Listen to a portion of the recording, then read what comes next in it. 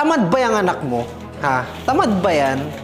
Alam mo kung bakit? Baka in-spoil mo kasi. Baka kasi hindi mo lang nakaranas yan ng kahit konting hirap dito sa mundo. Baka naman kasi binigay mo lahat ng karangyaan. Kaya yan, lumaking batugan, lumaking ang baba ng pangarap, lumaking akala, pakiramdam, iniisip nila lahat ibibigay sa kanila ng mundo. Pero alam mo kung ano ang katotohanan?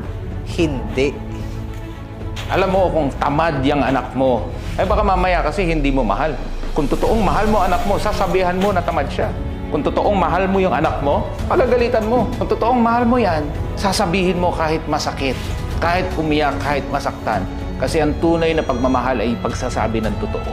Kaya kung tinatamad na yung anak mo, tell him straight to the face, wala ka silbi. Tumayo ka at ipaglaban mo kung ano yung pinaglalaban mo sa buhay para may marating ka at hindi ka matulad dun sa iba na nandoon lang nakatambay at walang nangyayari sa buhay. Talaga may pakialam ka sa anak mo, gawin mo lahat para magbago siya. Pogi! Gising na! Pogi! Gumising ka na! Oh my God! Wow!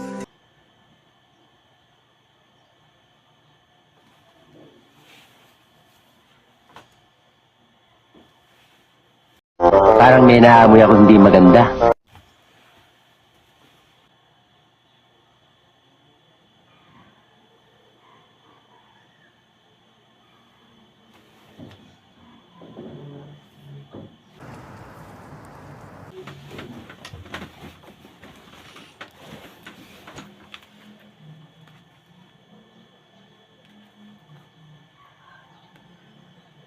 Oh my